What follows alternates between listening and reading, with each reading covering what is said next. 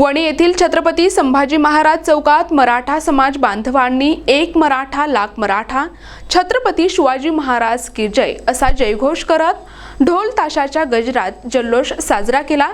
यावेळी उपस्थितांना पेढे वाटप करून विजयोत्सव साजरा केला।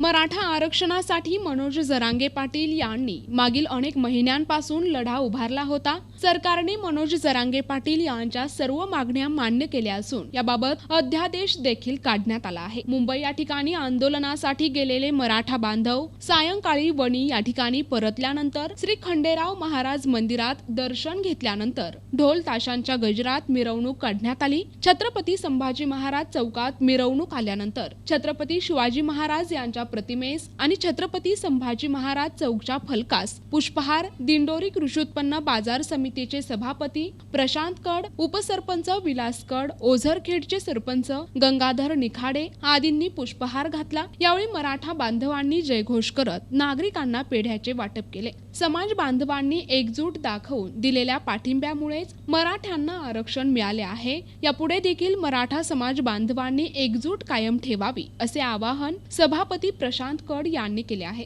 यावेळी सचिन कड, संपतराव कड, सचिन पवार, शशी मातेरे, राहुल मोरे, भूषण घडवजे, संदीप कड, नाना महाले, आनंदा बर्डे, भास्कर पाटील, दिलीप देशमुख, नंदू महाले, जयेश देशमुख, जितेंद्र शिरसाट, मुन्ना मणियार, संदीप पवार, काका पवार, प्रल्हाद घडवजे, राजेंद्र कड, बाप्पू घुले, भाऊसाहेब ठाकरे, सागर महाले, मोहित बर्डे, अभिजित मढवई, किरण गोलांडे आदी कार्यकर्ते उपस्थित होते।